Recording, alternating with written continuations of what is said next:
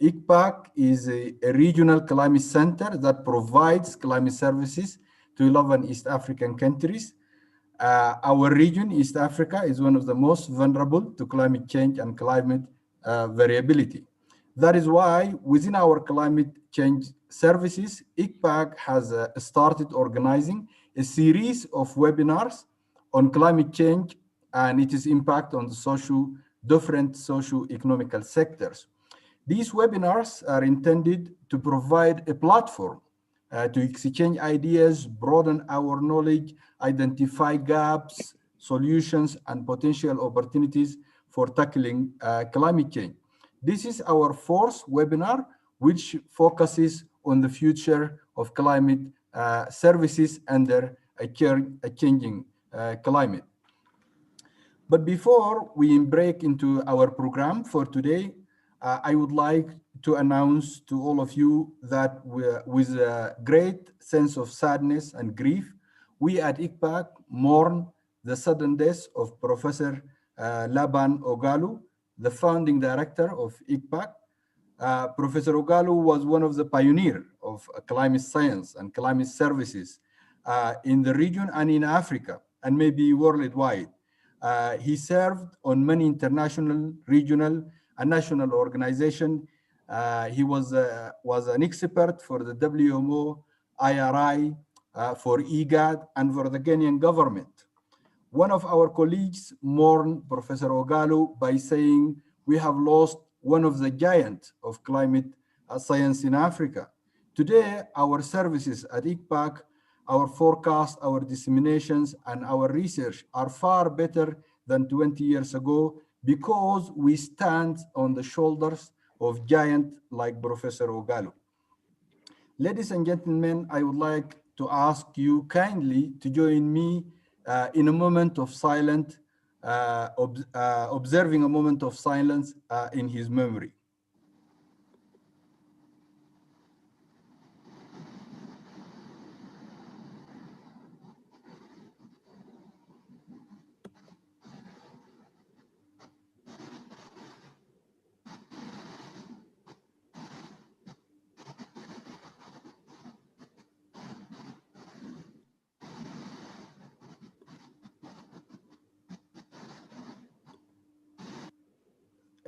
Thank you very much.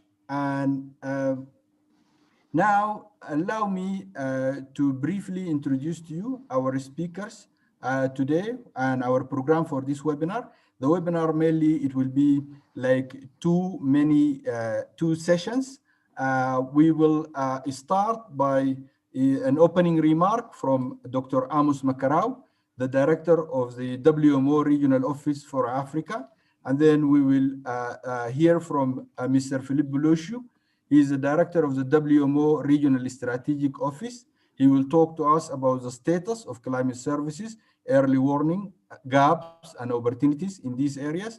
And then we will listen to Dr. Ahmed Tal. She is a senior expert in climate change at the World Bank, and she will speak to us about the needed transformation for African climate services.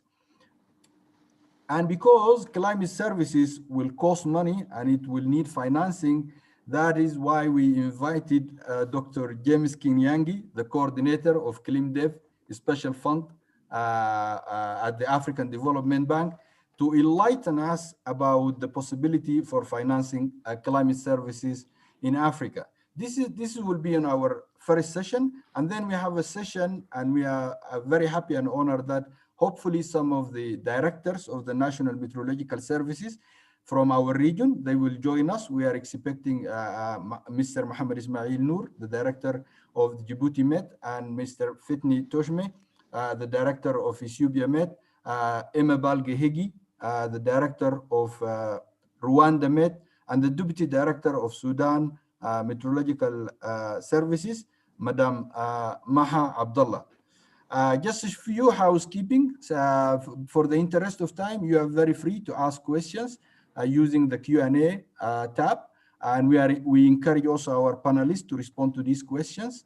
After the intervention from the National Meteorological Services, the directors, we would call upon Mr. Zakaria Asero to give us a regional perspective on improving climate services in the region. And in the end, maybe we will have a short poll to ask for your input to improve this platform. Okay, for now, please allow me to invite Dr. Amos Makarau to give us his opening remark. The floor is yours. Yes, thank you very much, Dr. Abubakar Bike, the moderator for this session. And I also want to thank you also for giving us a moment of silence in honor of our dear departed. Yes, so definitely we want to thank you on this regard. Yes, directors of National Med Services from the IGAD member states, and also even the IGAD Secretariat members who are there participating in this webinar. Also the director and staff of ICPAC, and also all my colleagues in WMO, and not only here in Africa, but also Director Felipe Lucio and Dr. Mkabana, Joseph Mkabana there in Geneva. So all of us, we are coming under the umbrella of WMO. We also wish to recognize Dr. Aramitol of the World Bank. Sister, very and very ably representing the World Bank in this regard. And also our colleague and friend, Dr. Kinyangi of the AFDB, responsible for the funds, Kingdom Fund, Special Fund. So definitely we are happy that we have also included them in this particular meeting. We also need to pay respect to the interpreters, as well as other participants and experts that are participating in this meeting, hopefully the media. Ladies and gentlemen, habari zenu.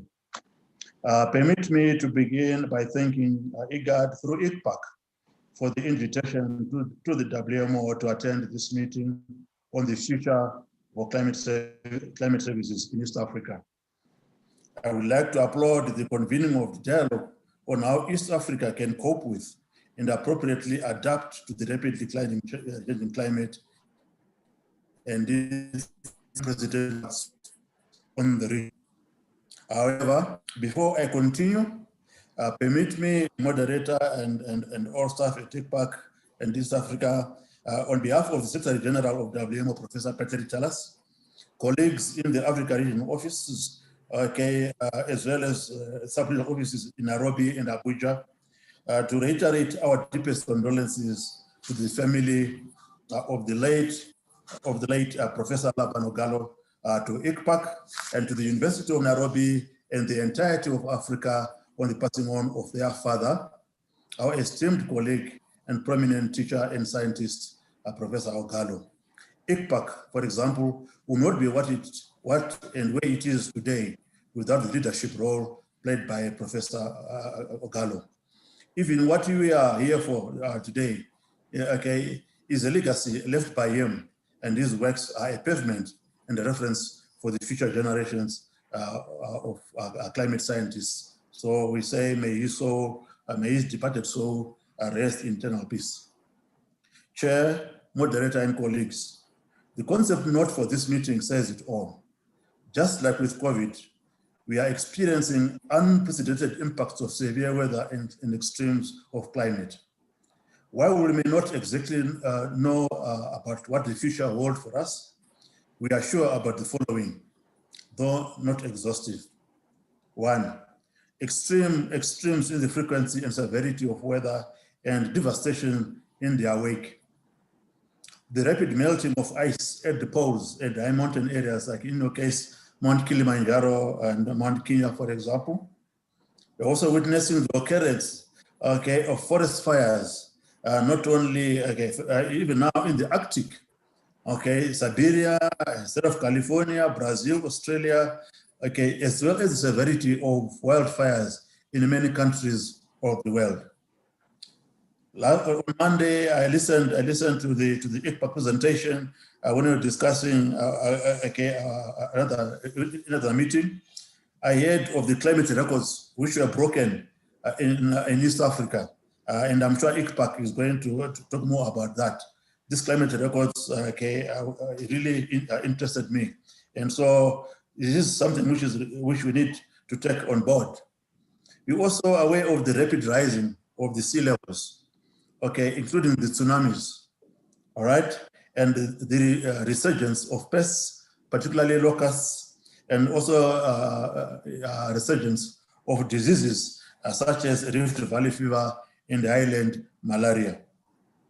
The examples above and the attention they are now receiving, even by the politicians, imply that weather, climate, and water have taken center stage at the global, regional, and national levels, and will be crucial in determining whether African countries achieve the 2030 SDGs, the AU Agenda 263, as well as fulfill the SEDAI framework on DRR. This in turn points to increasing pressures on the WMO, on the National Meteorological and Hydrological Services, on the regional climate centers, the academia, the private sector, the development partners like here with AFDB and World Bank, civil society, through NGOs and community-based organizations to work together to meet the societal expectations and demands. This inevitably calls for the realistic projections of potential impacts of future weather and climate on the socio-economic development of East Africa. In other words, we need to do more on numerical weather and climate prediction. We also need to research into the potential impact of global warming on the tropical cyclone activity in the Indian Ocean. Like, for example, we're talking about the Indian Ocean dipole and its impact on East Africa. And this is where the academia and the AFDB can come in to assist in this kind of research.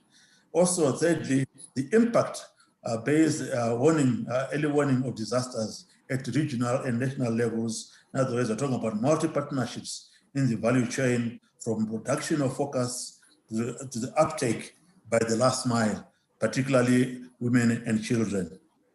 Lastly, it is pleasing to note that from this meeting, the objective is to facilitate the National Meteorological and Hydrological Service in East Africa so that they are able to fulfill their with respect to the provision of early warning information and services for disaster risk reduction. It is my favorite hope and plea to the development partners, particularly the AFDB and the World Bank and the private sector, to provide support for capacity development, downscaling of meteorological forecasts, packaging and delivery of these products to the end users. It would be a pity if these investments, the wonderful research, the capacity development, and climate projections remain out of the reach of the millions of East African citizens who are losing hope and seeking divine intervention due to persistent calamities associated with severe weather and extreme climates.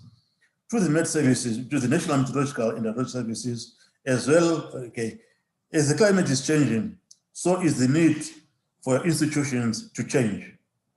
The new adage is either change or be changed, because there are now many new players who have entered your traditional space. Take advantage of the support you are getting, as there is no guarantee of future support. Take the lessons from COVID-19 impacts, the challenges posed, and how the world has rallied together as one entity to confront the pandemic brought by the invisible microbe. You should strive to be the first point of call in your countries when it comes to weather and climate forecasting, as well as authorities in early warning. I'm concluding now, Mr. Chair, Mr. Moderator. Remember the saying that a chain is as strong as its weakest link. Also, in the UN, no country should be left behind. With the IGAD region, some of the member states and the institutions are large enough and relatively well-resourced, while others are much smaller.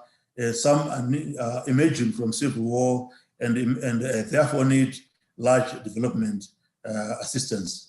It is crucial for ICPAC, with your sub-regional role, to pay particular attention to these smaller nations with the largest development needs. At the end, the regional community as a whole benefits as we all know that the weather and climate systems never respect political boundaries. Within the WMO, for example, we promote the idea of twinning so that there is a sharing of expertise and skills in the various regions to enhance development and cooperation. I would like to conclude by once again congratulating IPAC for the visionary thinking. It shows you are alive to what is going on in East Africa and showing leadership in looking for solutions for adaptation to future climate.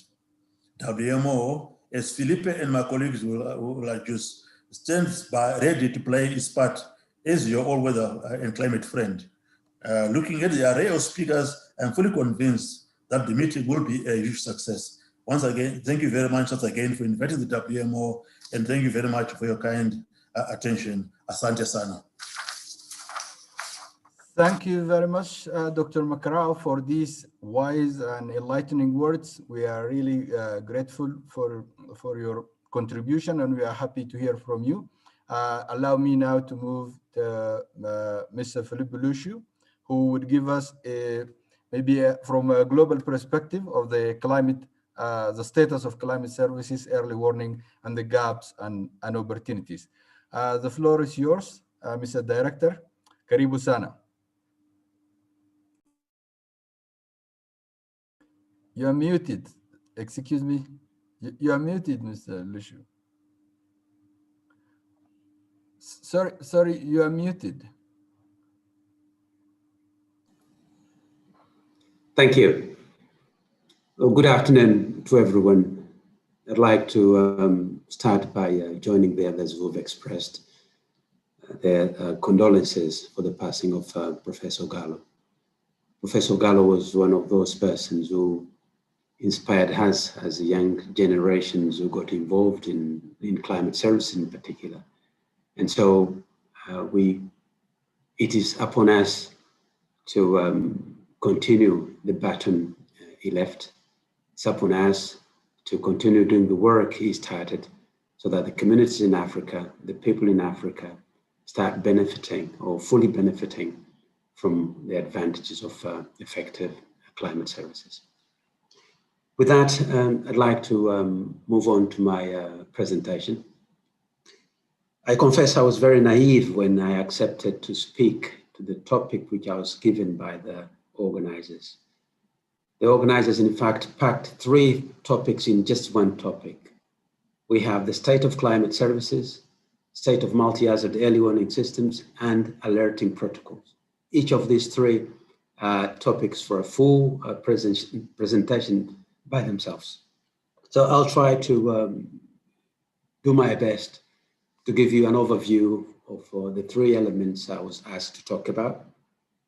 And I'll do that by starting with a brief context. Then I'll concentrate on the state of climate services. And eventually I'll also talk about the common alerting protocols. But as a context, I'd probably like to clarify or define what we talk about when we refer to climate services. And the climate services I'm going to talk about today are going to be basically characterized by a set of competencies. A set of competencies that countries and individuals need to have in order to provide climate services. Here you'll see that I've put to the left of this diagram a number of competencies or a number of capacities that are required. And based on these capacities or competencies, the World Meteorological Organization conducted a survey of all its member countries, and we came up with 4 categories in terms of the abilities of countries in fulfilling these competencies or capacities. And so when we talk about climate services, we look at the abilities of countries which can be grouped in basic climate services, essential climate services, full climate services, and advanced climate services. If you wish, you could look from top to bottom. The very basic climate services correspond to the 3 initial activities: climate observations, climate data monitoring, and interaction with users. And as you move down increasing the capacity or the capability, we start covering all the elements of the competencies required to provide climate service. Next. Now, to provide climate services, we need to have building blocks, which should underpin the entire value chain for the production and application of climate services. Without these building blocks, it is extremely difficult to develop and apply effective climate services. Within the WMO, as part of the Global Framework for Climate Services, we defined 5 building blocks. The first being the user interface platform, the second being the operational system, the climate service information system, the third, observations and monitoring, because without observations, we cannot think of development of climate services. And we need research, modeling, and prediction to improve our ability in predicting the climate, to improve our understanding of the climate services, but also to develop tools which allows us to provide effective climate services to users. But all that should be underpinned in an effective capacity development environment. So if we were to look at the top part of the diagram as the essential building blocks, those can then be broken down in what we would call the value chain for the production and application of climate services. The value chain is the entire set of elements and processes which are needed in order to develop, but implement and eventually benefit from effective climate services. Next. So as part of the value chain, in order to address all the elements of the value chain, there is a need of global to national and subnational cooperation and collaboration. And that need of cooperation has manifested through the setup which we currently have today, enabling us to eventually benefit from climate services. And the global setup is basically the global infrastructure, which is comprised by global producing centers, which are located at a global level, where, for example, global forecast models are developed and different data analysis, reanalysis, and other processes are carried out. At a regional level, we have regional climate centers, and in your region, we have ICPAC, for example, but we have many other centers which are spread out in the continent, where regionalized products are generated based on the numerical prediction products generated globally. And then those products are eventually appropriated by the National Meteorological Services, who basically provide the interface with the national users, and through that interface start developing and tailoring the type of products needed for application in many sensitive sectors. The bottom diagram here gives you an idea of the distribution of this global infrastructure, starting with the global producing centers and coming down to the regional climate centers. In this particular case, we have ICPAC and ACMET, which have now been recognized as designated regional climate centers according to WMO. But we also have a number of proposed regional climate centers, as is the case of SADC, as is the case of AgriMet, and the center in the ECAS region. Next. Next. We've lost the presentation.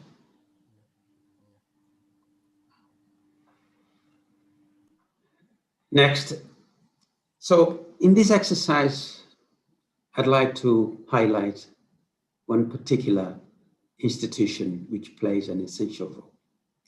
And that is the National Meteorological and Hydrological Services, who at the national level provide the observations needed to support climate services efforts, provide contribution to the research to understand and enable enhancement of predicting capability. They generate different products and services by interacting with the users, tailoring products and services. They provide capacity development to their partners, but also to their users in being able to interpret and utilize climate service, and also contribute to many different activities, such as, for example, the National Climate Outlook Forums, the National Climate Forums, and many others, in making sure that climate services are effectively developed and applied. Next. Now, when we talk about climate services, it is important to note that when we started, and I'll talk to that much later, we saw climate services as something from months to seasons. In the past 20 years, particularly in the past 10, there's been major developments which have resulted in, for example, developments that are now enabling the generation of decadal predictions. These are now becoming operational. And in the last 5 years or so, there's been another major development, which is the development of products from the seasonal to sub-seasonal scale, which are concentrated around the 2-week to a month period.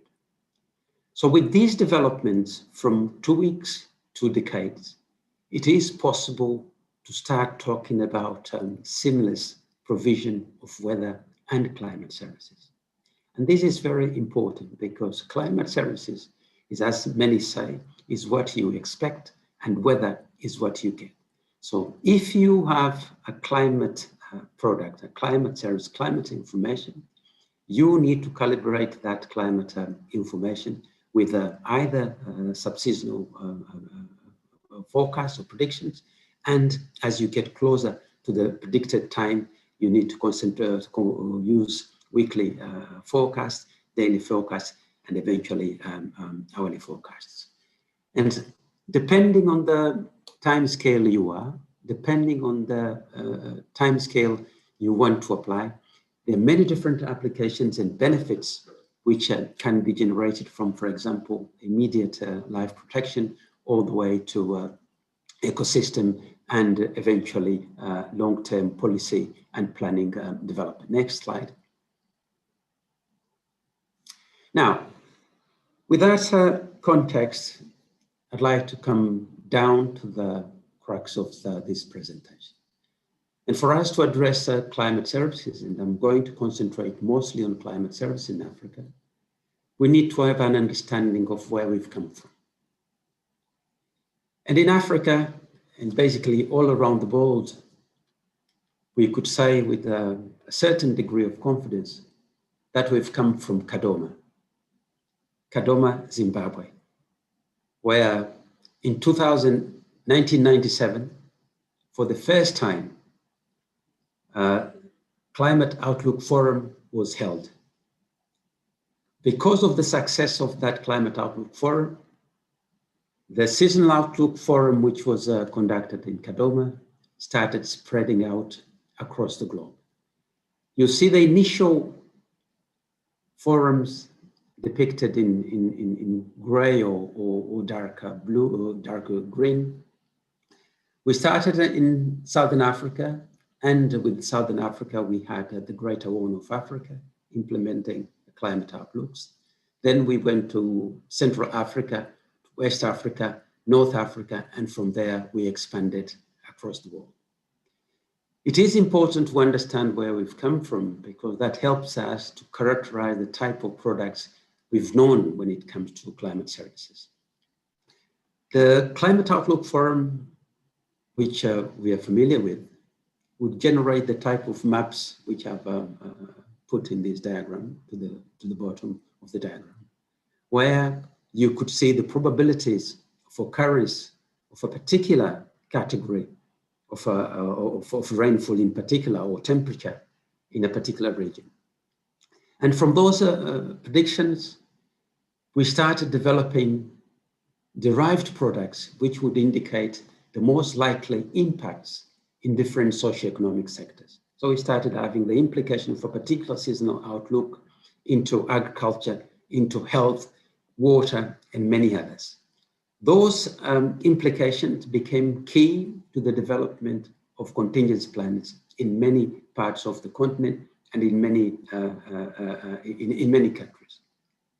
The Climate Outlook Forums also provided a beautiful environment for the interaction between users and providers.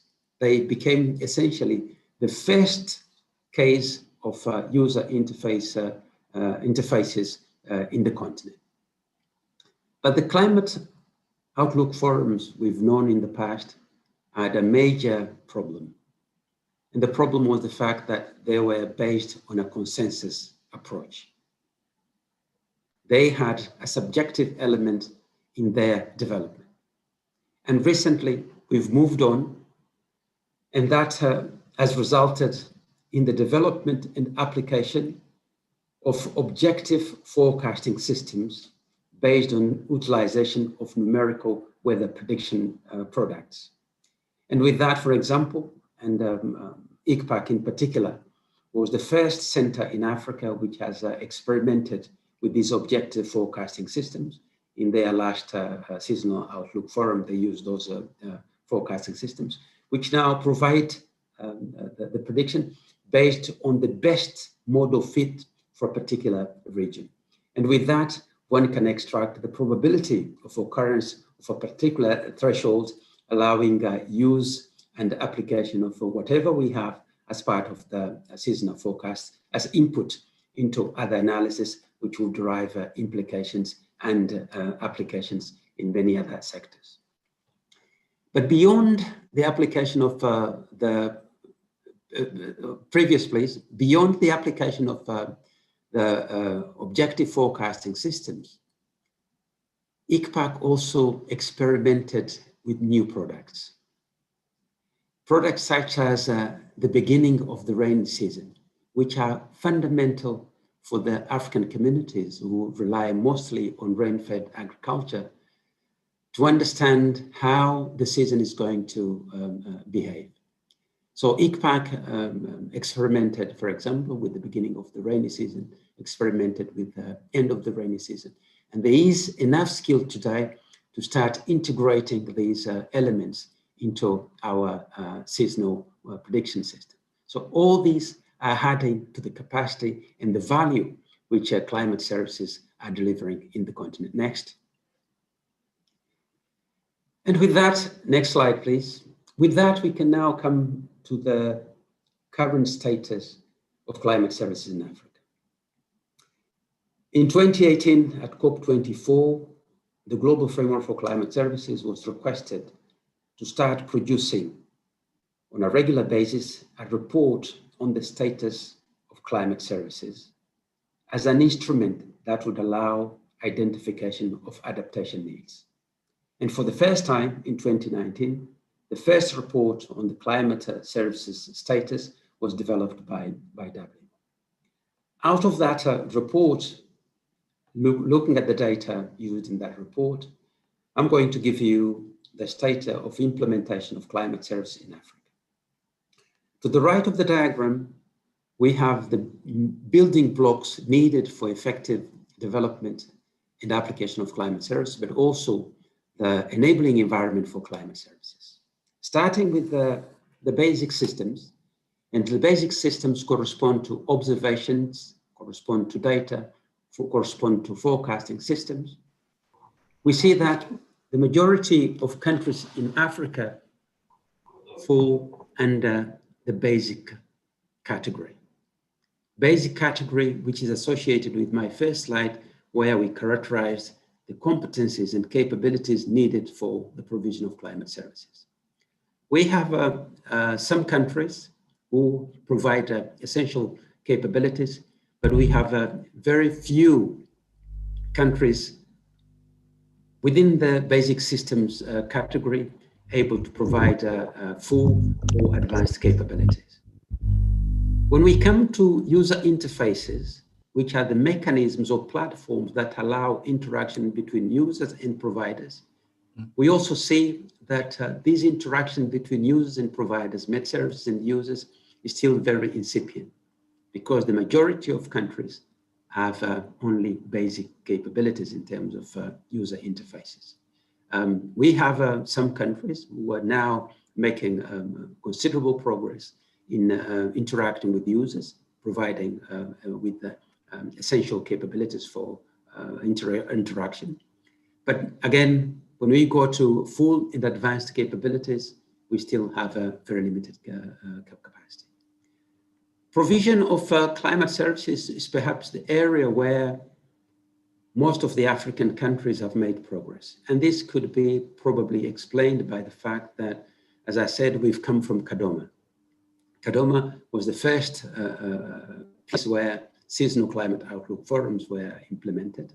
And because of that, and because of the support and capacity development carried out by the regional climate centers, in particular ICPAC, and then the SADC Drought Monitoring Center, now SADC Climate Services Center, we've had a greater utilization of climate services. And so we see some competencies when it comes to climate services, whereby most of the countries are providing essential climate services, and we have a considerable number with full capabilities in terms of their ability to provide climate services. Where we do have sorry, Mr. Lucio, I am a bit tight with time. Could you wrap it up? Where we have limited capabilities is in our ability to assess or value the contribution of climate services to socioeconomic development. Next slide, please. The second element I'd like to talk to is the multi-hazard early warning systems capabilities in Africa.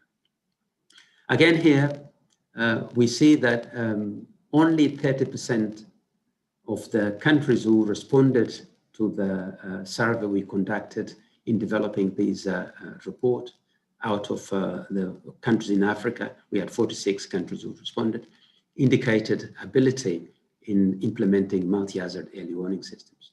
This, however, refers to multi-hazard early warning systems and not to warning systems. Countries might have early warning systems, but they do not have multi-hazard early warning systems. And here we see that the majority of countries have indicated they either don't have a multi-hazard early warning systems or no data was available. But specifically, where we see the elements of a multi-hazard early warning system, we see that Africa is doing probably fairly well when it comes to disaster knowledge, risk knowledge. Is doing well when it comes to detection, monitoring, analysis, and forecasting. But we have limitations in terms of warning capabilities, uptake of warning capabilities. But most importantly, our ability in terms of preparedness and response is even more limited. So there's need of using the information generated and disseminated through the early warning systems in preparedness and response mechanisms. But the message I'd like you to take home here is the fact that multi-hazard early warning systems in the continent are somewhat lower compared to all the other regions around the globe. And eventually, the preparedness and response capability of the continent is quite limited. Chair, just to conclude, I'll go very briefly on two slides. I would be happy if you conclude in the next minute, so then we can come later, maybe if the time permits. Next slide, please. Next slide, please. Next slide. Next slide.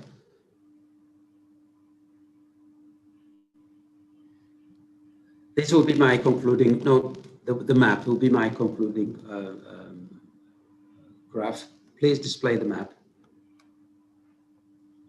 The map represents the status of implementation of the Common Alerting Protocol. The Common Alerting Protocol is a protocol that allows the dissemination of a warning through different platforms. And this is critical in ensuring implementation, for example, of multi-hazard early warning system, but also in ensuring that the world can exchange messages. And on this diagram, I want to leave with you, you have the status of implementation of multi-hazard common alerting protocols around the globe and in Africa. And you see that there are very few countries in Africa who have an operational common alerting protocol, though we have a few other countries where there are efforts being developed to operationalize the common alerting protocol. And I'll leave you with this. indicating that it is important that countries utilize or implement common alerting protocol. The WMO provides support in the implementation of common alerting protocol, and we are happy and ready to support those countries who might need and require assistance in implementing the common alerting protocol as part of the process of implementing multi-hazard early warning systems and making sure that they have appropriate communication systems for conveying and exchanging their warning-related messages. Thank you. Great. Thank you very much, Mr. Director. I am really happy for this closing on a very positive note, that the readiness from the WMO to support countries to implement their common alerting protocol. This is very positive, and we're happy to hear that. For the interest of time, I would move quickly to Dr. Hydrometeorological, and I give her the opportunity to present. Please keep the next 10 minutes. I would be happy for that if you keep it at 10 minutes. Excellent. I will try my best, Abubakar. Thank you. Hello, everybody. It's a delight for me to be here today amid many of my mzes, Felipe, Amos, James, many of colleagues I see in the audience, more than 100 of you connected. It's quite impressive, whom we've worked together on this agenda of African climate services over the past 10 to 15 years. So I'm really glad. Thanks again to ICPAC for this phenomenal opportunity to share thoughts on this important agenda and how it contributes to the big picture. So that's what I'll focus on. I know the title of my presentation was more on agriculture, but if you allow me, I'll depart a little bit from that and share my perspectives on what I see as essential transformations in African climate services for them to play relevant. So my name is Aram Tal. I'm a senior climate specialist at the World Bank. My background is where I wish I was right now, rather than based in cold Washington, DC. And what I'll do is I'll just go through the deck and then open up for questions at the very end. So what do I mean by essential transformations, key transformations in African climate services? I think Philip has given the overview very nicely. Stay on the picture for a minute if you don't mind. We are today in 2020 at a place that's very far from where we started in those early days of the 1997 ENSO forecast and the beginning of the regional climate outlook fora.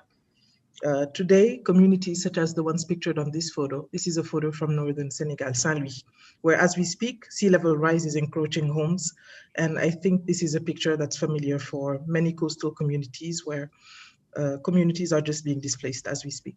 So today, climate is important. Today, among politicians, among financiers, among development banks, climate is rising as an important agenda item, and it cannot be overlooked, as you saw in the debates for the recent US presidential election.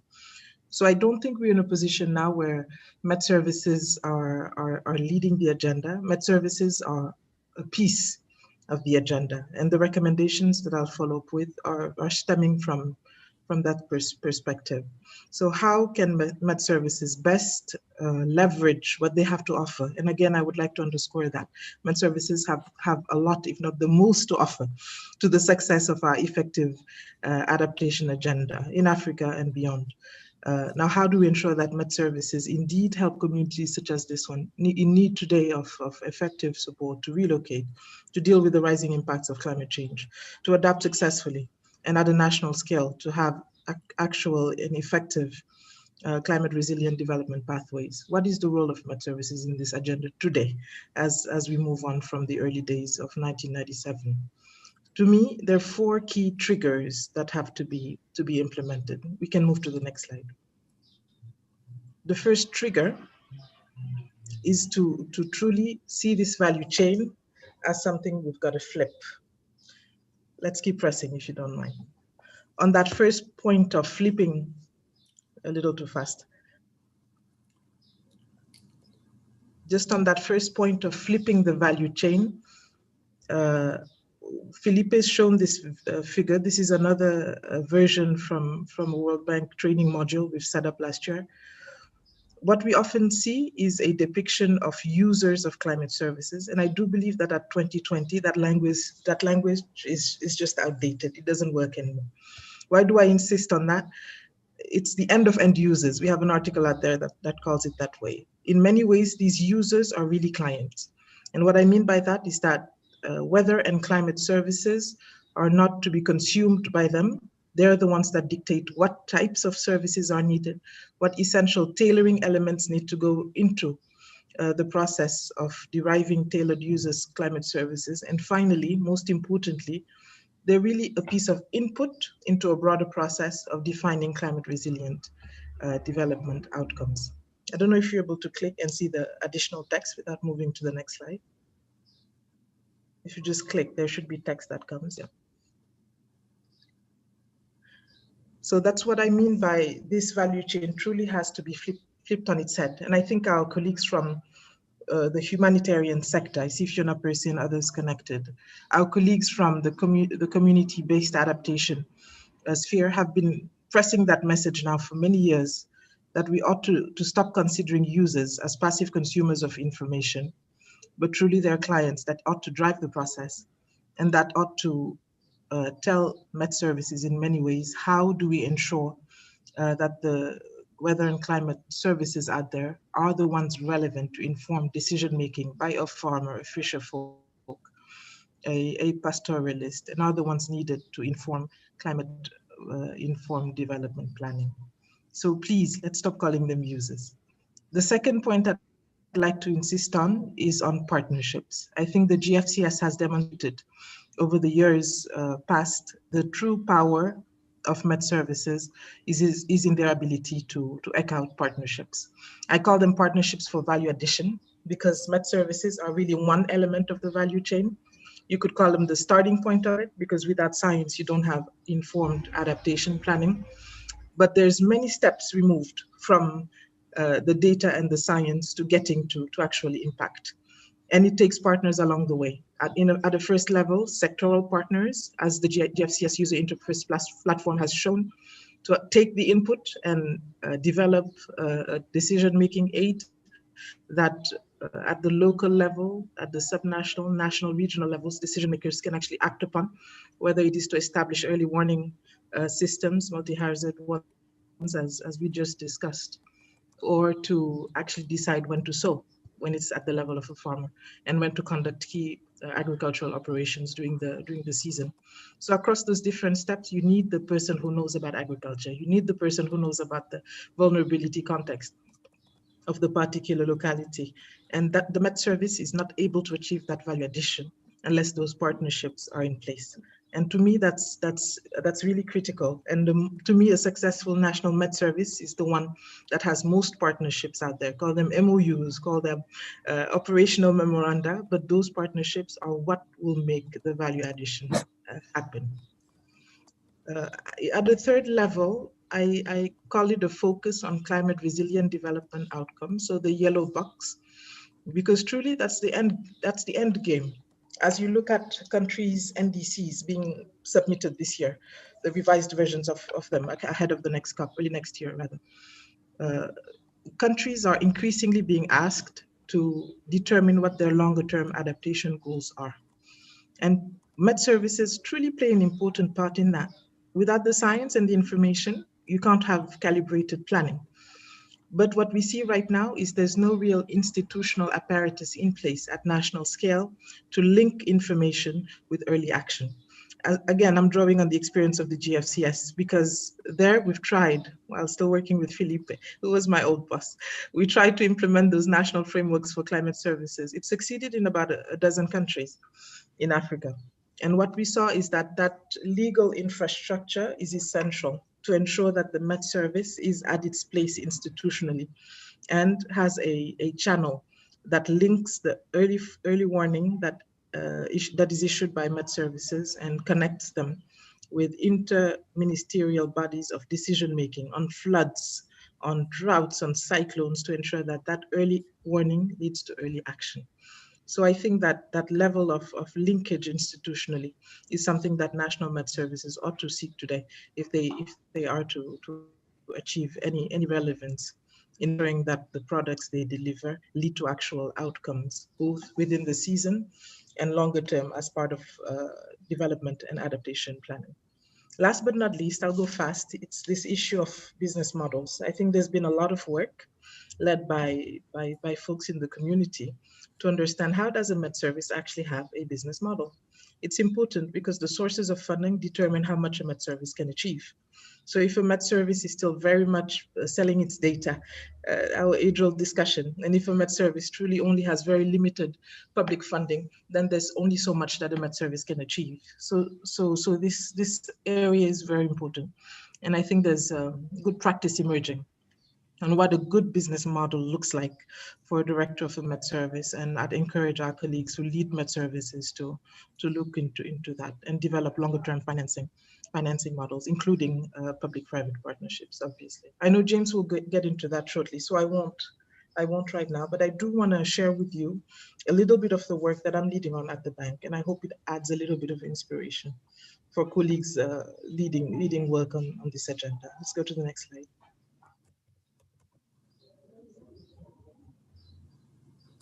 So as you know, I'll start here. The financing gap is huge, and I think the role of MDBs is important in this regard.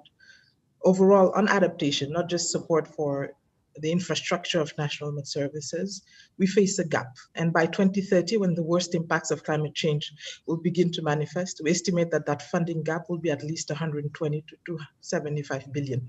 And I always put a grain of salt to these estimates because it's based on imperfect knowledge of climate impacts. But this is the most conservative estimate out there. If we keep going, the World Bank had launched last year an adaptation action plan, which I led with my team. And we put out three main pillars of action to support indeed additional financing and action on adaptation. First was to boost financing, and it's just a priority given the slide I just shared and the statistic. Second is to truly get to the heart of creating that institutional linkage that has all the different actors at national level to form a successful value chain and support ministries of finance in particular to lead a whole of government programmatic approach. Why the focus on ministries of finance? Because at least in my experience, often the work that takes place is outside of the realms of finance and decision making, and that's a problem. The fact that national Met Services are still very much under ministries of transport and aeronautical services, to me, that's a problem, because we really need Met Services to be under environment and finance. And why do I say that? It facilitates that ability of a government to look at a whole of system approach for using the information and ensuring that it informs planning across key sectors of the national economy that are vulnerable to climate impacts, be it tourism, be it agriculture, be it water, be it infrastructure, and ensure there's resilience investments baked into planning for each of those sectors.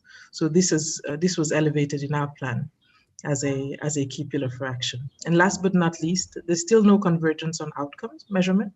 So having a homogeneous resilience rating system was also something we highlighted as a need for action. So where do national Met Services come into all of this? If you go to the next slides, I'll share a little bit of an additional piece of work that's worthwhile, and it's the role of the private sector.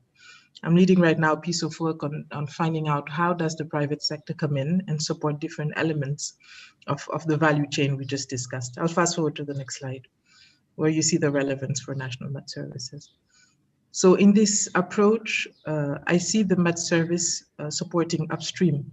What I mean by that is governments are scrambling to this date to put together updated NAPs. Some haven't had NAPs in the past, so they're developing them for the first time. How central is our national Met Services to this process? To me, every single national Met Service needs to be at the core and at the heart of developing these NAPs, and not just as a marginal partner, but truly leading the charge when it comes to informing and ensuring the best available climate knowledge is at the center of articulating a country's longer-term adaptation plan. And that would lead to the slew of financed climate resilient investments that would attract both public and private financing to ensure that a country's adaptation game plan, so to say, is well funded. Let's move on to the next slide.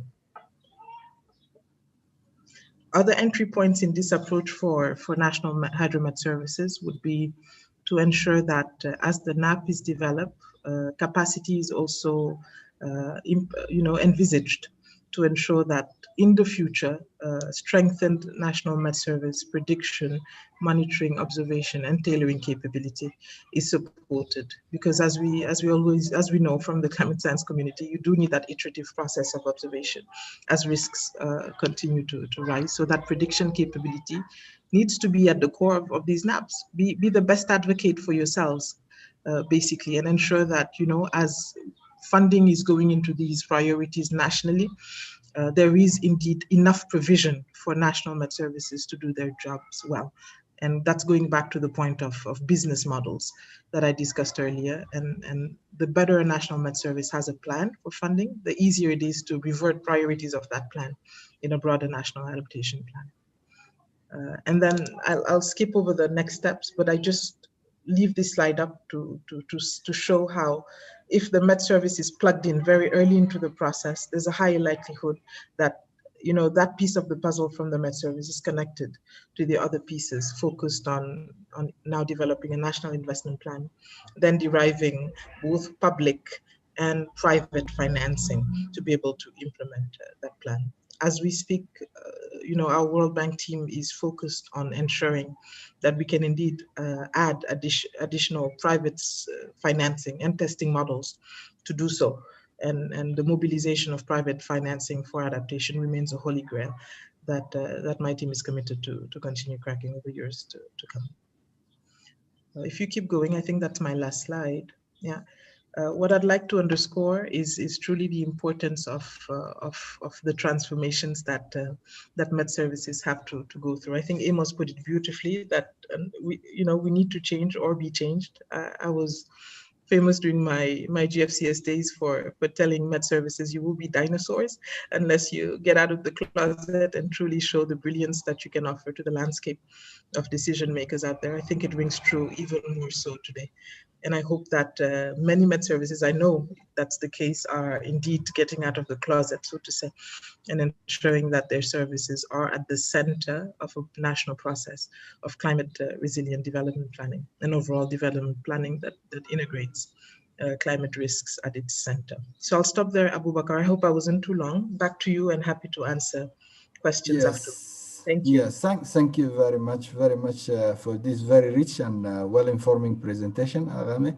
And thank you very much for stressing on the importance of the national Met Services and the concept of also co-production and looking on the no users anymore. We look at them as client and partners in the production process of climate and weather services, and also for stressing on the importance of partnership between the national Met Services and other institutions, for example, ministries of agriculture and hydrology, to add value to the final product of the national Met Services or the climate services in general. And then business model, we are, as you mentioned, it's one of the challenging area for the national Met Services. Instead of selling raw data, maybe there is need to develop a better business model and to develop also a partnership with the private sector. We at ICPAC, we have started a little bit on this process.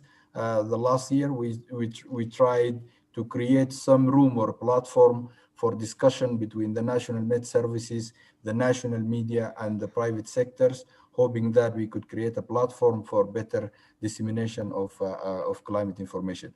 But along this business model and financing, I think there is no one better equipped and prepared to speak about financing of climate services in Africa than Dr. James Kinyangi. I will move now to him. The floor is yours, Buana. Karibu sana. Thank you very much, Abubakar. And on behalf of the African Development Bank and the Climate and Development Special Fund for Africa, let me also express to the family, friends, colleagues, mentees, and the entire climate community our sincere condolences on the passing of Professor Ogallo. Professor Ogallo, you may remember, was the founding director of ICPAC and he led the construction of the now very modern ITPAC Regional Center that is serving 11 countries in East Africa, in Nairobi. And his legacy lives on. May God rest his soul in eternal peace. Abubakar, thank you for inviting me to join this distinguished panel of speakers to help provide some perspectives on financing of climate services. Like Felipe offered in the beginning, the title you requested me to speak on was a little bit complicated. It's actually two in one. So there is the aspect of financing of climate services, and then there's the second aspect of what is the potential public-private partnership opportunities for national meteorological and hydrological services. And I am glad the previous speaker, my esteemed colleague, Dr. Ramtol, has offered some insights on enabling private sector engagement for climate services. But I think today, given that we have very little time, it will be nearly impossible to address that second piece of it. So if you will allow me, I know there's a lot of interest to know what is happening on the financing side. So if you allow me, let me share some perspectives on financing of climate services.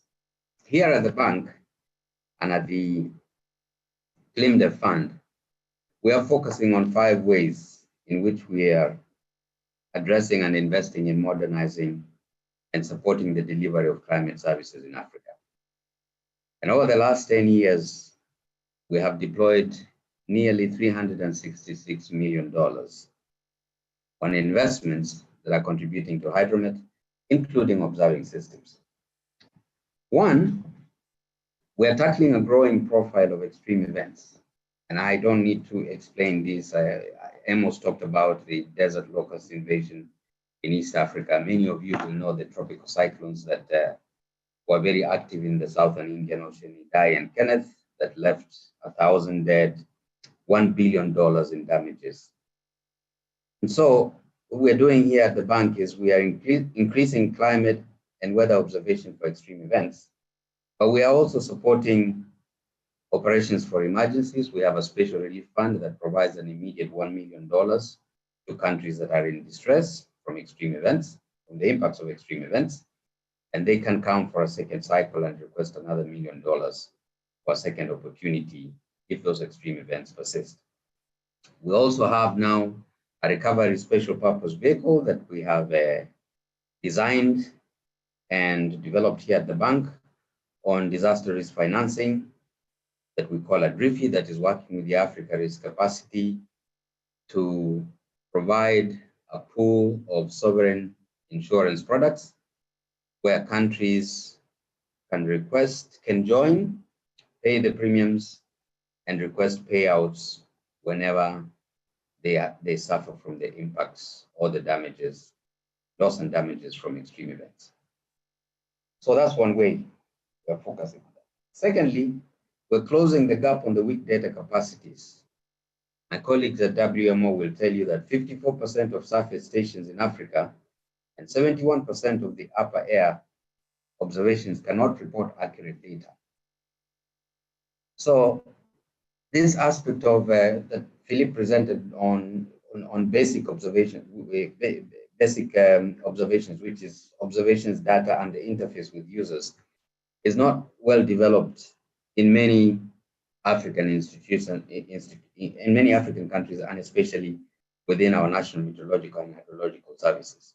So we are working through the Global Hydromet Alliance together with other alliance partners to make sure that we work with WMO to support countries to achieve compliance, GBON compliance. Third, we're modernizing facilities and equipment. We're supporting the acquisitions of high performance computers and servers, computer clusters that can provide detailed modeling, regional retransmission stations that are linked to Earth observation data for numerical weather prediction. 4, we are also supporting efforts to scale up climate and weather information services, increasing the surface-based observation. Within the last 4 or 5 years, we have supported the installation of nearly 120 stations in 17 countries.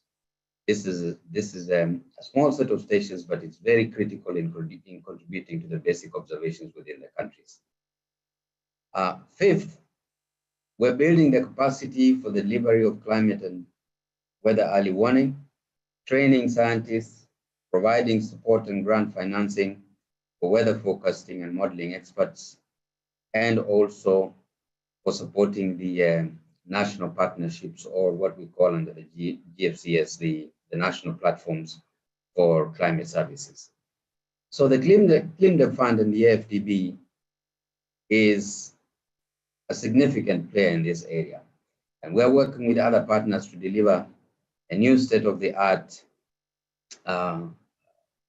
sort of a group of solutions that African countries can tap into. We're coming together to create what we call the Systematic Observation Financing Facility. There will be a new facility that will provide for countries to tap in resources that can help them not just to build the basic observation networks, but also to sustain those over time.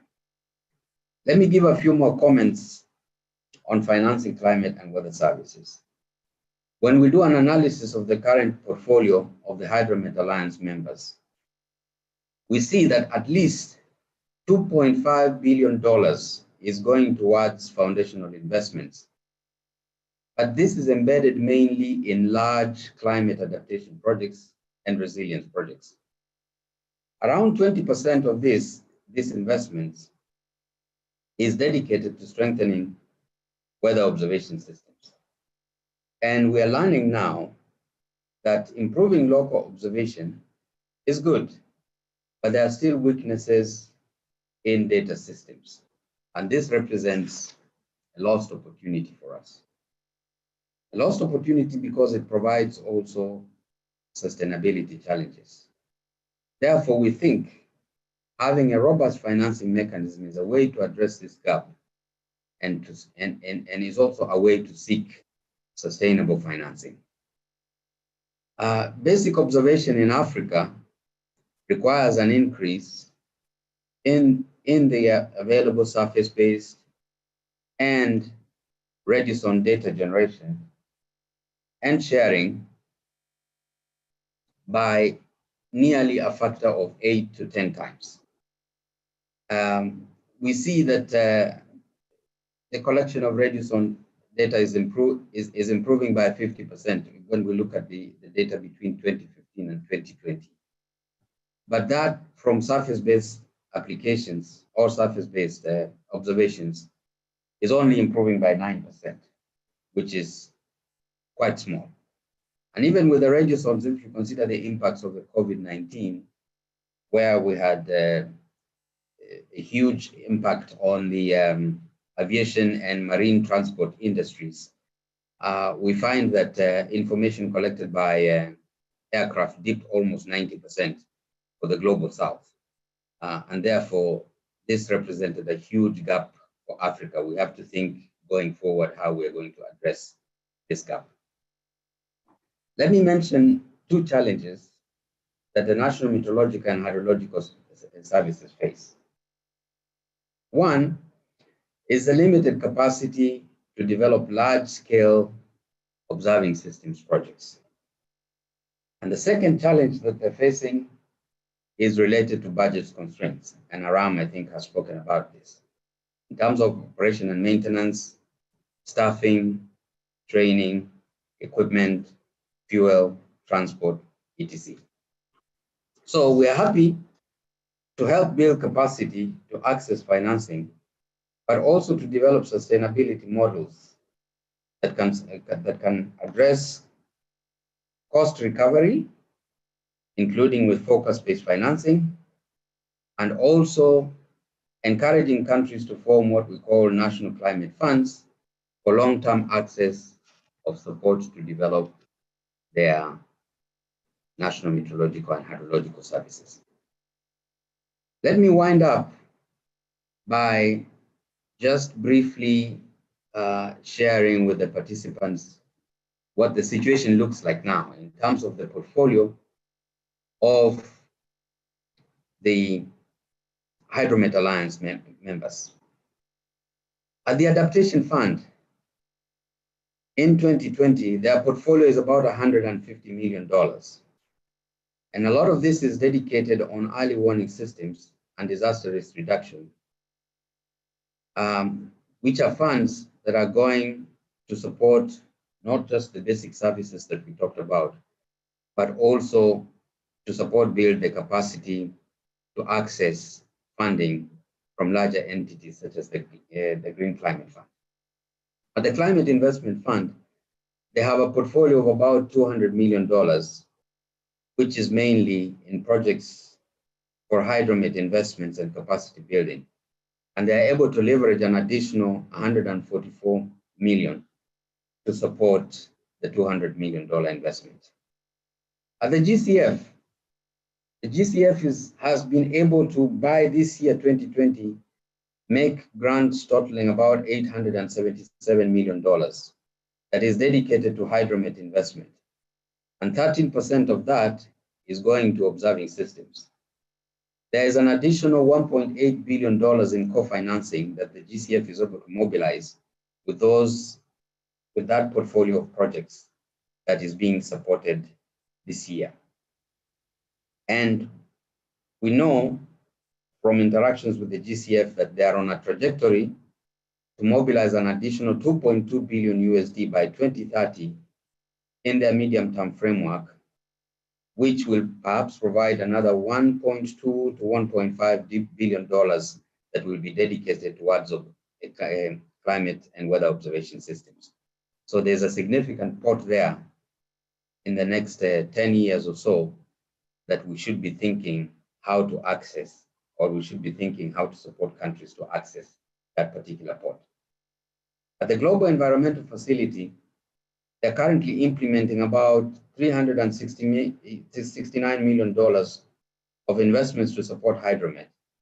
And that constitutes already 20% of the GEF portfolio. So you can see that within the GEF portfolio, a significant amount is going towards hydromet investments.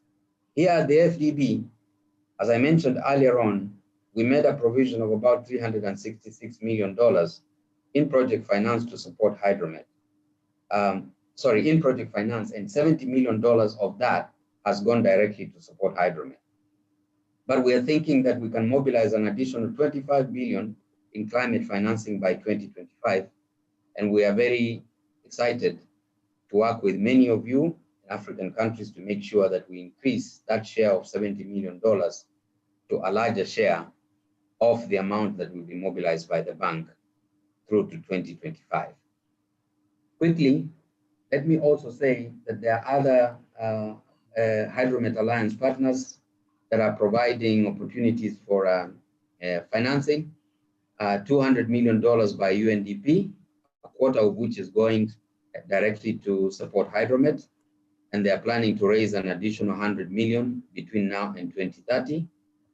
WFP has put in a small component of $4.8 million. WMO itself has mobilized about $114 million, and the World Bank through the PPCR has about $1 billion, 30% of which is going directly to support observing systems. And there are other smaller components such as WISER and CRUISE, which are supporting the development of weather early warning systems in African countries. So I think they're big. James, I would appreciate if you could wrap it up in the next minute. Yes, 10 seconds, Abu Bakr. I think my last point is, I think there are big opportunities for us to work together to build the capacity across countries to help to mobilize these resources from these entities, because these are monies that are made available to support the critical sectors of weather early warning, understanding that Africa is bearing the brunt of climate change impacts. So I think, please, let us work more closely. Let us reach out to each other. We're willing to continue to work with ICPAC to share lessons with the countries, and to create those opportunities for access to these entities so that we channel more resources to our countries to support the early warning system. Thank you very much, Abu Bakr. Thank you very much, Dr. Kinyangi. Really enlightening and a hopeful closing note on all those possibilities for funding climate services, for improving the observing system, whether it's a surface observing system or upper air observational system. And of course, we recognize the support of the ClimDev to the region through Sawidra project, which is put us on track to receive also satellite information in a more rapid and timely manner. All those are very hopeful and positive contributions to improving climate services in our region and in Africa in general. I would very much encourage the National Met Services to seize this opportunity and to see where the opportunities for improving climate services in general. Before I move to the next session, I would like to encourage all the participants, if they have questions, general questions or questions that are to one of our panelists, they can post their questions directly. And I would encourage also the panelists to respond to these questions in the chat room, so we can all have we can have maximize the benefit of this platform in exchanging information and ideas. If the time permits, later on we might take some questions from the floor and allow people to ask their questions in person. Now, please allow me to move to some of our directors of the National Met Services, directors or the representative here. And I would just try to start maybe hopefully alphabetically by the countries that are with us here. So with us, Djibouti, Mr. Mohammed Ismail Noor, the Director General of Djibouti National Meteorological Agency. We would really be happy that you are here with us, and we would love to hear from you your response to the input or the interventions from the speakers. Where do you see the gaps, for example, on your side as the National Met Services, and where do you see the opportunities and the ongoing challenges now? So please mute yourself, unmute yourself, and the floor is yours. I would be happy if you keep it within 3 to 4 minutes. Thank you very much, Bakar. And first of all, I want to send my sincere condolence to the deaths of the Professor Labrador, saying that they rest in peace. And secondly, the meeting is very important, and the topics I am listening is very important. But if I talk about our gaps in Djibouti, in the forecasting, we want to enhance forecasting very importantly, and we have some problem of we have a young generation who is coming to the forecasting field, and all the forecasters are going into retire now. So I prefer that if we get help about how to attach these new forecasters, the young forecasters, to the ICPAC, and to learn more about the forecasting and get more tools and knowledge. And secondly and thirdly, I want to say also that we have done what we call, we finished a strategic plan for in 21-25, and also we are making a policy, a financing policy from our office. We work together with the expert who was Mr. Bakhtar Ndiaye. He's the ex-director of the National Meteorological Agency of Senegal. We complete, and this we have to put in front of our what we call our government, our ministry, or our political mechanism to how to improve, because the agency how the agency get more finance about about the future. Yeah. But what I say also that we are facing some problem about how recently we have our Puma, Mesa Puma is not working to help us to make a forecast. So we request some help from from the bank and also from the World Bank or the African Bank. Thank you very much. Complete fine. Good, good. So, yeah, thank you very much for this intervention. And thank you for keeping it short because we are a bit tight with time. And I see that you highlighted a very important point on for example, the training and education. Yes. There's a huge demand, definitely, for improving climate services in Africa. And there are some opportunities for funding. For example, many have been mentioned by Dr. Kinyangi. But you highlighted a very important point, which is the human capacity, improving human and technical capacity to be able to provide these climate services. I think maybe later on we can come to Mr. Filippo Lucio on improving the education and the training, creating the critical mass of experts in climate and weather services, so they can be able to deliver these services to the end users. Okay, allow me now to move to our next discussant intervention from the director of Ethiopia Met, Mr. Fetne Tishum. Are you here with us, Mr. Tishum?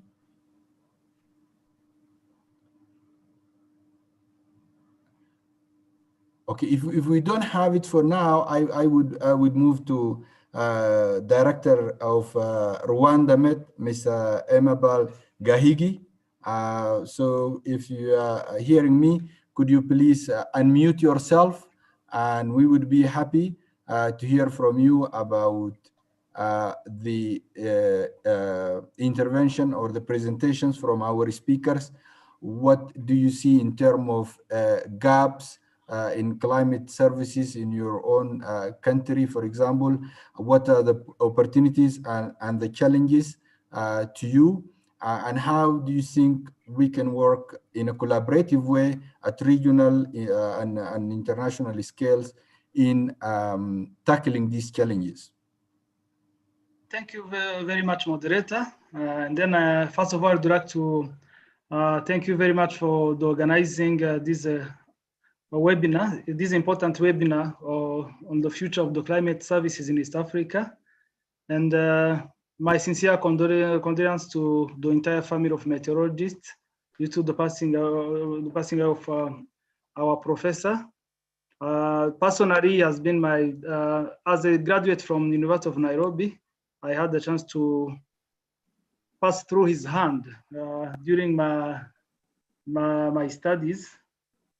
And regarding this webinar, in Rwanda, we are very happy to participate in this kind of webinar due to, first, I would like to highlight some achievements which can thus guide us even at regional level to find out the gaps, even other opportunities, in order to foresee how it can be, how we can just plan depending of the demand, the increasing demand from different sectors. I can just use some example on regarding some achievements on the climate services. Like in Rwanda, we had the opportunity through other project to enhancing national climate services INAT approach, and then where Meteo Rwanda had to get graded data. We have, due to our history, we had a huge gap in our data, which was having an impact on the product for climate services. Through that, that INAT we managed in a collaboration with the International Research Institute for Climate and Society to have aggregated data, and we're able to fill in the gap of meteorological data from almost for 10 years. This is a good example for where we are coming from, and then we can just find out how we can just plan where we can just head to.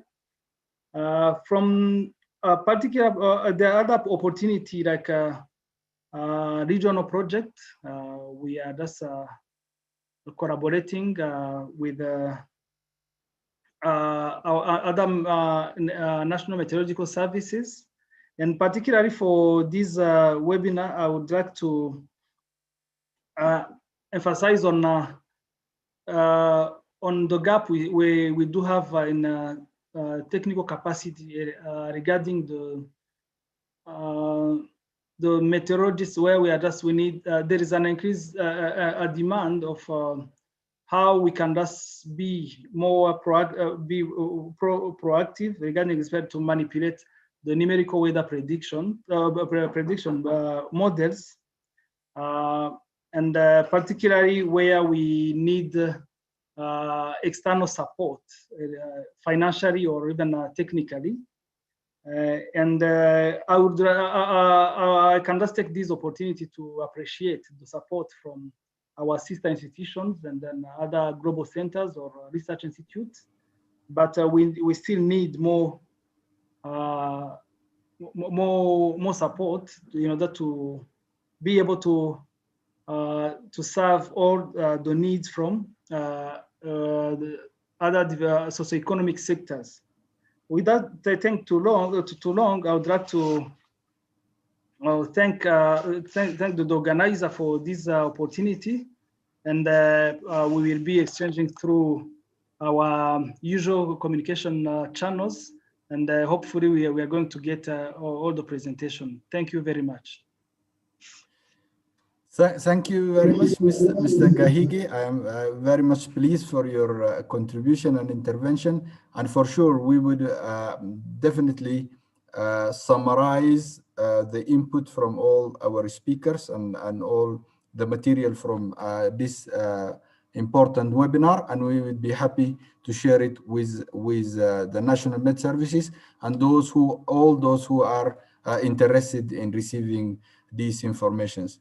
Okay, I will move now to, I cannot see Mr. Fitni from the Director General of the National Meteorological Services of Ethiopia. So I would move now to maybe the Director of Met of Sudan or his representative, if you are available to provide your intervention on the opportunities and the gap on climate services and the vision for collaboration with the national and international partners to improve climate services in the region. So if you are here, could you please unmute yourself and provide your intervention. Thank you very much. Good afternoon to all colleagues and participants in this meeting. I would like to express my deep condolences. Sir, could you just mention, please, Mister? Could you please mention your name? Tell us your name. My name Muhammad Ahmad Muhammad Suhail Khair. I am taking over of Maha, for some reason now representing Director General. I would like to thank you for this opportunity and for organizing this meeting. I think it's very important. Before, I would like to express my deep condolences to all climate scientists community and ICPAC, and especially on the passage of Prof. Ogalo. May his soul be in rest. I think the issue of climate services is very important for us and for the region in general, because I think more than 80% of of our economical activities depends on climate in form of agricultural activities, livestock, and so on. So it is important for us to enhance and improve our climate services. And moreover, it is important to be tailored, to be more useful for different sectors, especially at the community level.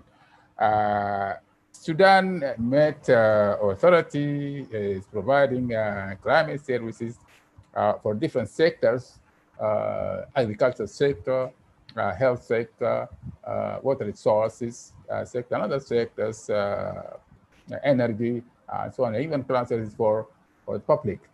I think one of the challenges facing us in providing the climate services, the dissemination of this climate services to the community level, those who are residing far and in remote areas that maybe there may be no any kind of or any means of to contact them or send them this climate services. We could provide climate services definitely for sectors and institutions. It is easy to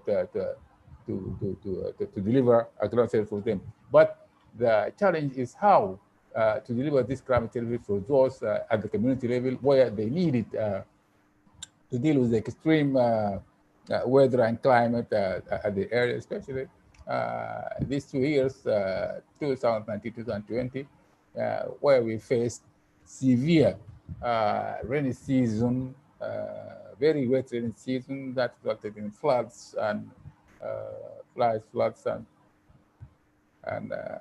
disaster. And still we have some people lost their homes due to this flooding. So I think it is better if we focus on the means for delivering these climate services to at the community level, where people can prepare in advance and take the opportunities of these climate services to improve their production, agricultural production and livestock. And also, I think it would be better if we can share our experience in producing and disseminating climate services. That would be good and may help a lot. Thank you. Thank you very much, Mr. Muhammad Sabah Al-Khair, Representative of Director General, Med Service General of Sudan. Very much, we are happy for your input, and we definitely agree on the gap on the dissemination of climate services. And I would like to link it with the major point highlighted by Armetal in her presentation, in which that it is not only, we are not lacking only the dissemination, but shouldn't we start in the dissemination, but we should involve the users from the, I don't want to say the users, then she will get angry at me, but the client from the beginning, so they can be engaged in the production process, and then we come back closing the loop by improving the dissemination of climate information. So I would now like to invite Mr. Zakaria Aseru, who's the program managers of climate diagnostic and services at ICPAC, to give us maybe his perspective, or from his regional perspective, on the gaps and challenges that can help us to improve climate services in the region. And then I would be delighted to invite Fiona Percy. She is a senior climate services and climate change expert for CARE International. She worked here for Kenya, Kenya. and she would also be invited to give us her own perspective. She is very well experienced in the area of co-production and how to work with the user in delivering climate services. But for now, I would leave the floor to Mr. Zachary Aseru to give us a regional perspective on collaboration and to close the gaps in climate services. Thank you very much, Dr. Abubakar. And also, I would like to thank the presenters because they have really highlighted most of the things which were needed for this webinar, starting with the Felipe, Lucio, about the value chain, and also pointing out that we have developed some capabilities at regional level, and we are trying to cascade this to national level. For example, we intend to also develop the national climate outlook forums so that the MES services also can be able to replicate what we are doing at a regional level so that they can also be able to reach the user the way we reach them at the Regional Climate Outlook Forum. The alert protocol, we are also, as a regional level, we are looking into this, and also we look forward to collaboration with WMO to see how this can be developed in our region. Coming to World Bank, I like the business model, and I think it's high time we embrace the business model, and of course, seeing our users as customers or clients. To go further is to add the MES services, to move away from the production concept to the marketing concept, where really you can stimulate in demand of your product or services so that you can have a greater uptake of your services. So this also, in collaboration with the World Bank, we can be able to see how we can assist our MED services. The financing, the African Development Bank, we thank Dr. Kinyangi. We are working with him closely, with the bank, to see how we can improve the observing network.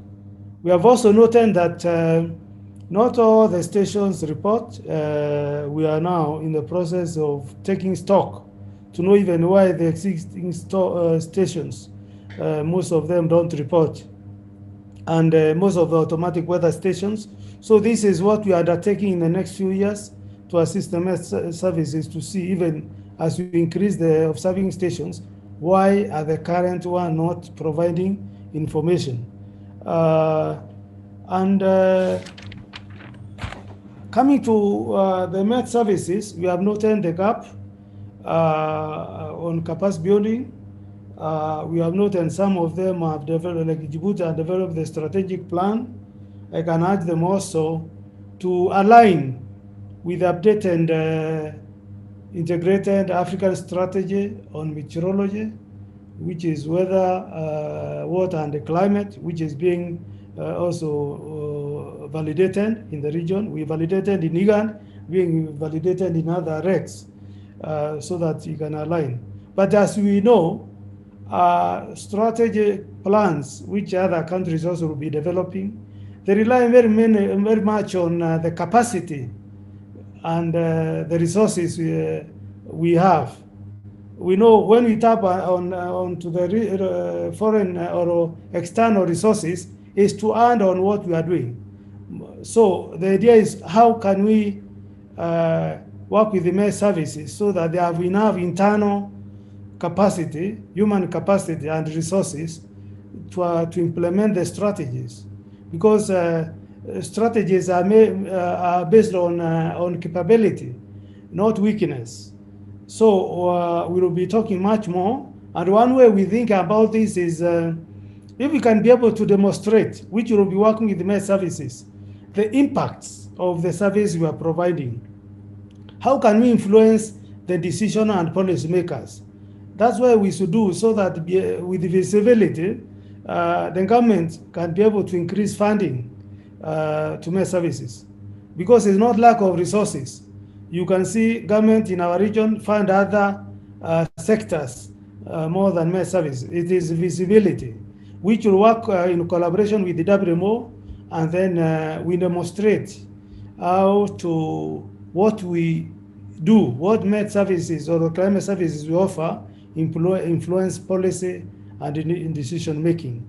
And of course, then we can go to external funding as a strategic partnership to add on the gaps so that we can be able to move forward. Then, of course, we will continue building capacity of med services as we have done before.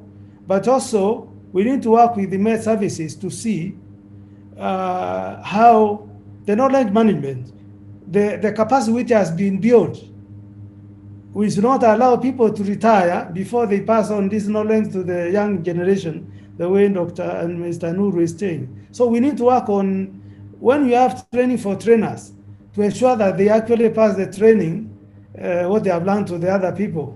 And when people are retiring, we make sure that they transfer the knowledge. Otherwise, we will build capacity forever. And so we need to see how we can be able to leverage those who have been trained, how they can train others. But of course, we will still continue to attach the National Med Services staff to ICPAC. Then on Rwanda, on this INACT map room, this capacity is there now, even at ICPAC, and we are willing to support the region in maintaining this capacity. Then on stations like Puma, most of them, why they don't work is because if spare parts are not provided after the what you call warranty, the med services to be able to provide. In other words, we need to work with the med services to own these projects. When the project comes, we need to own, so that we work together. How do we sustain what has been achieved by a project, so that something does not go down after the project ends. So we need to work on sustainability, and I'm happy the African Development Bank also alluded to this. How do we help on the sustainability, on whatever it has achieved is not lost, is be able to continue. So we are in the next 3 to 4 years, we are actually going to build capacity on the value chain, all component of value chain, and we'll work closely with the med services. We will, at the same time, during this period, we develop the regional framework for climate services, where we will engage many players in the region, and we look forward to improving the climate services in the region. Thank you very much. Thank you very much, Mr. Zakaria Asero, for very informative summaries and input from your side. We would be very happy to incorporate your point and your response in the final output of this webinar. I will move shortly to Ms. Fiona Percy, but before that, I would like to let you know that I will maybe come back to our panelists to hear from them on maybe their main closing remarks, or like very key recommendation from their side, according to their input, according to what they hear from the other participants, and then ideas that can help us to move forward and push the needle further. By now, I would like to welcome Fiona Percy. Karibu, and the floor is yours. Okay, thanks very much. Thanks, Abubakar. It's a pleasure to be asked to speak. Thank you. I'd like to say a big thank you also to the panelists. As always, Felipe and Aram and James have lots of words of wisdom for us and new information that we need, and really great to hear the responses back from within the region. As you mentioned, I'm based here in Nairobi. I've been working with the wider ICPAC support program together with the ICPAC team. And I just maybe would build straight on to what Zachary said at his last messages at the end around building capacity on the value chain and in the context of the regional framework for climate services and national ICPAC support to developing national frameworks for climate services, which I think are getting some new momentum now with a boost from ICPAC. And one of the things that we've been doing is with ICPAC is building on a WISER co-production manual that was produced by one of the WISER projects and looking at the guidance WMO has prepared for national frameworks for climate services, how to develop those. We've been elaborating a guide that ICPAC and National Met could use in the region with more practical steps for co-production to climate services and within each, how to do co-production within each of the steps of the climate service value chain. And I think it's exciting to say that guide should be ready. It will, at least early in the year, it should be out and launched by ICPAC. But it's to flag also the value of co-production, which has been gaining ground not only with climate services driven by Met services and climate centres, but also by practitioners in the adaptation and resilience space and early warning, disaster risk reduction space. And it's really an approach that gives us a lot of opportunity now for breaking down some of these barriers and making some of the transformations that Aram alluded to, flipping the value chain on its head, working with partners, having a much more equal relationship between the users or the clients and also intermediaries as well as the providers. And really understanding what is the role of intermediaries, what is the value that they add, what are all the different, whether it's sector specialties and knowledge, whether which other kinds of knowledge needs to come in order that a climate service at the end of the day actually delivers something useful and can be used by the clients at the end of the day.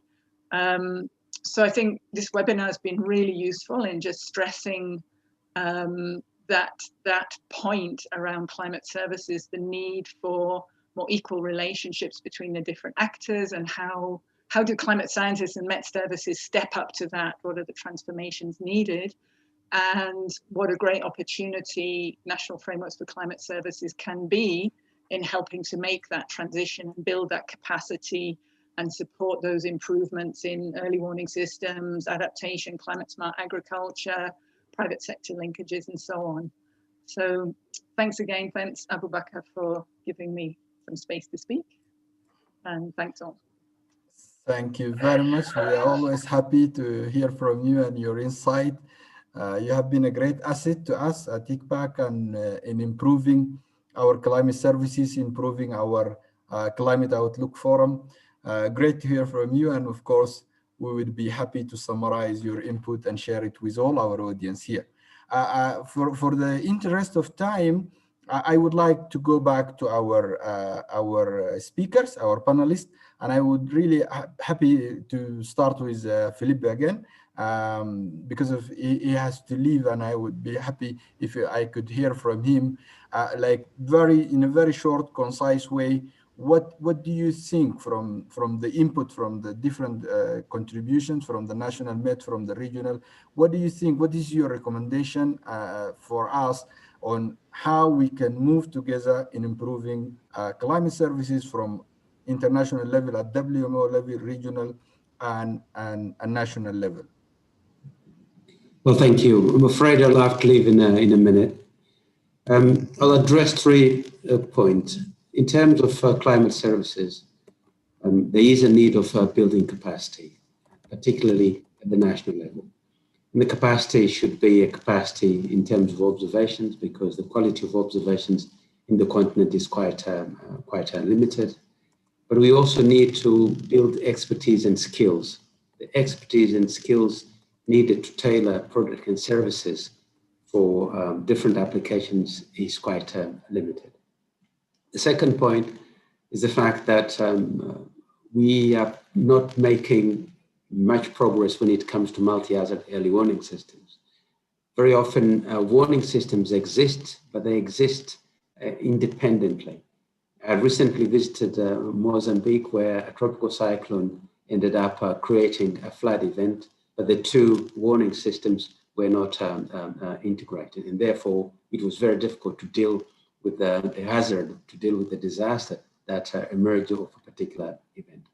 And finally, when it comes to the Common Alerting Protocol, the Common Alerting Protocol allows the broadcast of messages in different digital platforms. So it becomes a very effective way of using new technologies such as cellular phones and many other gadgets to easily reach out to people. So by implementing a Common Alerting Protocol, which in terms of finance doesn't cost much, we've provided guidelines on how to implement Common Alerting Protocols.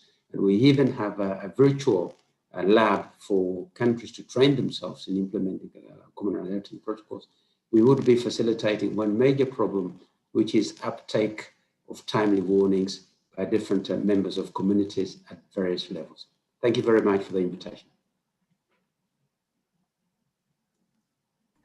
Yeah, thank you very much, Mr. Director Lucio. We are really grateful for your time and for your input and contribution. These are very concise and very useful summaries for the major point that we should hammer on in the future, us at the regional scale, and of course our partners at the national service, because those are the key organizations that will implement climate services on the ground. I'll now move to Armé to hear from her in also key recommendations from all the discussion we had from the different panelists and from the National Met Services and the regional center. Armé, please. Thank you very much, Abubakar, for this final word. So, Abubakar, my name is Aram, not Arame. It's the silent French E. Sorry. It's No, that's fine. Thanks a lot for coming back to me. I think Fiona, I did like very much how Fiona ended her points. Looking ahead, to me, an ideal case, looking at perhaps 2025, would be if we were in a position where National Met Services had their NCOFs, as Zachary, as our dear, as Ateru was saying earlier. So NCOFs are in place. They're connected to well-elaborated RCOF processes, and all that is backed up by national frameworks for climate services that link to regional frameworks for climate services. And that perfect infrastructure is in place, enabling early warning to be connected to early action. I think, to me, that would be a dream realized. Now, it takes all of us joining hands to make that happen. There's key capacity investments needed, as both James and Felipe highlighted. There are important, I'd call them mentality changes needed, and to me that cannot be underplayed. And I'm very enthused to see in the chat many young researchers, university graduates coming onto this sphere. I think we need them. We need them to come and definitely implement that client shift that we discussed, keeping basically decision makers at the center of our practice of climate services delivery. So I'm enthused to see that landscape change and look forward to seeing more of it. But definitely a huge vote of confidence from my side, from the Met Services that spoke. You'll have to keep leading the charge here to ensure that indeed countries have best available climate knowledge at their disposal in making their planning on how to deal with climate change. Climate change is not going away. I'm happy that we finally have the listening ear of politicians, a good 20 years after first sounding the alarm on this. So we need the science at the center. We need all of us on this community to keep raising our voices and saying, start with the science in everything that you plan for. And to be able to do that, we do need that connection, as I said, from the science to the decision-making spheres. And I think many of the initiatives highlighted on this call do just that. So all the power to you, all the best of luck as you keep moving the needle and pushing, the good fight on African climate services, and looking forward to staying connected with many of you going forward. Thanks again, Abubakar. Over to you. Thank you very much, Dr. Tal.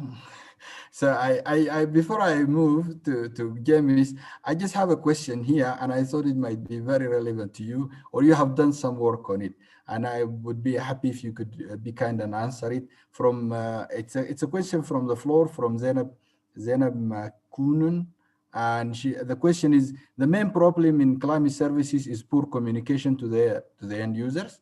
For example, farmers and pastoralists. How could it be improved in the future, integrating the local knowledge and meteorological information? So I have seen you done some work with farmers or reaching out to farmers. Could you just give us in a very short response, how can we reach farmers in the best way, especially local farmers, small scale farmers? James could address that question as well as I could. So we could go back to our CCAP's work here. But I believe that, there's a lot of good work that pushed the frontier when it comes to agricultural climate services.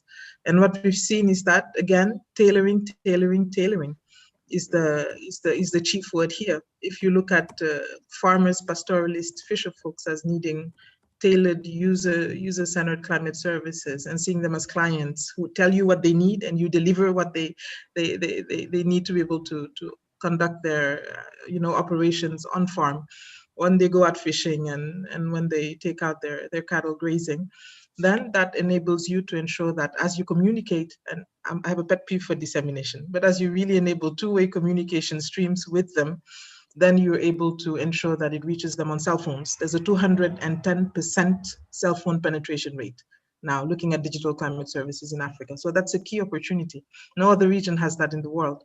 So making sure that it's SMSs tailored that reach folks when they need to be reached. And here I'll make a last point on women farmers. We found that they do need special tailoring. You've got to reach women farmers where they are, whether it's at the borehole, whether it's on their son's cell phones. And again, here, what it takes is tailoring to the local needs of your clients. Yeah, thank you very much. Thank you very much. And now I would move to Dr. Kinyangi, and I would really love to hear like very concise recommendation or a point that can help us to move the needle of climate services forward in this region and maybe generally in Africa. So thank you, Abu Bakr. Three things. One, from our lessons learned, big personnel hemorrhage in our institutions and in the countries, leading to skills anemia. So if you think of a small Meteo Swiss, they have a sustained capacity of about 300 experts. I am not sure any of the 11 member countries of ICPAC has 300 experts. If you look at the global producing centers that Philippe talked about, they have between 500 to 1,000 experts. At ICPAC, I'm not sure how many experts you have in modeling, in forecasting, in observing. I do not know how, if you have 20 or 30 experts. So my point is, our products are going to be only as good as the people who co-create them.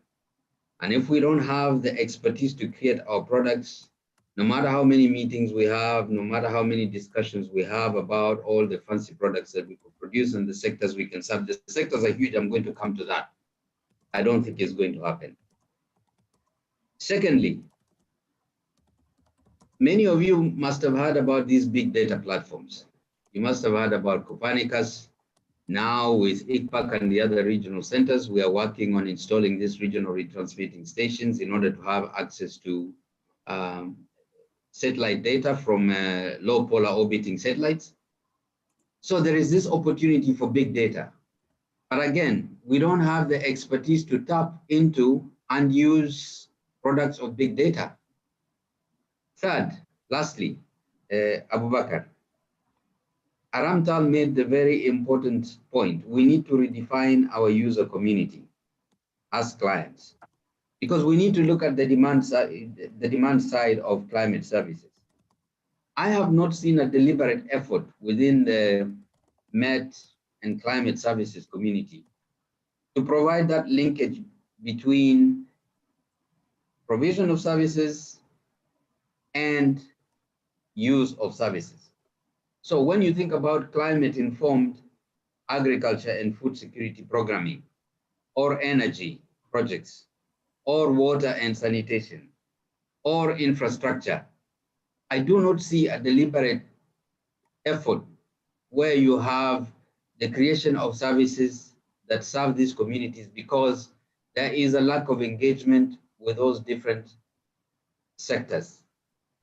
So going forward, we can work with you, we can work with the countries to really help to provide that linkage to the user sectors. So those 3 points, I think, as of now, Abu Bakr, is what we could contribute from our side. Thank you.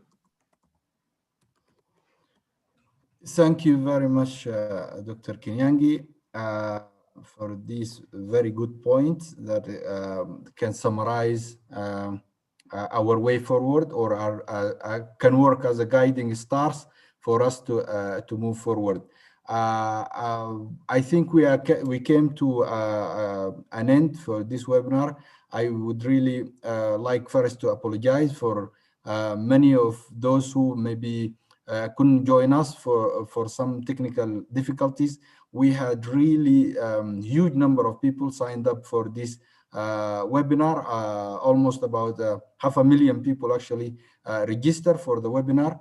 But unfortunately, for some technical reasons, some of them couldn't manage, and it also delayed the start of the webinar. So sorry for all those who couldn't manage, and it also put a little bit of pressure on us for responding or accepting questions from the floor because of the interest of time. But all those questions that came, some of them have been responded to through the Q&A function, and some of them we will try our best also to answer them. So please feel free, if you have a burning question, you can reach us through ICPAC, our email, through our website. You will find the function for contacting us, or through our communication at icpac.net. You can send your questions, and we will make sure to answer it if we can, or otherwise we pass it to one of the experts who participated in this meeting, so you can get the answer. I would like to thank very much all our panelists, Dr. Amos Makarau of the Regional Center, the Director of the WMO Regional Center of Africa, Director Philippe Belushu, the Director of the Strategic Office of the WMO in Geneva, Dr. Agmetal from the World Bank. I'm really sorry for pronouncing your name incorrectly. I hope I managed to do my best with that. Polisana, but I will do my best in the future. And of course, Dr. James Kinyangi of the African Development Bank. I would like also to recognize and thank very much the directors from our National Meteorological Services, Mr. Mohammed Ismail Noor from the Director General of Djibouti, and Mr. Fetni Tushmi from the Ethiopian Meteorological Agency. And I'm really sorry that for some technical reason, we lost him during the connection.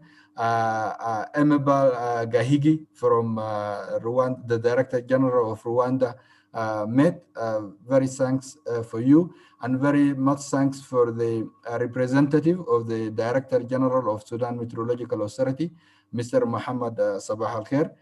Thanks to Fiona, and thanks to all of you, those who made the time to join us in this very important webinar. We will do our best to summarize all the input from the panelists and from the directors of the National Met Services, and we will share with you our highlight and recommendations and the output of this webinar. And we hope very much that we can work together with WMO, with the World Bank, with the African Development Bank, and with ICPAC, of course, and the National Met Services to fill the gaps and to seize the opportunities that are emerging in the area of climate services. Thank you very much to all of you, and I wish you a very nice and a pleasant evening.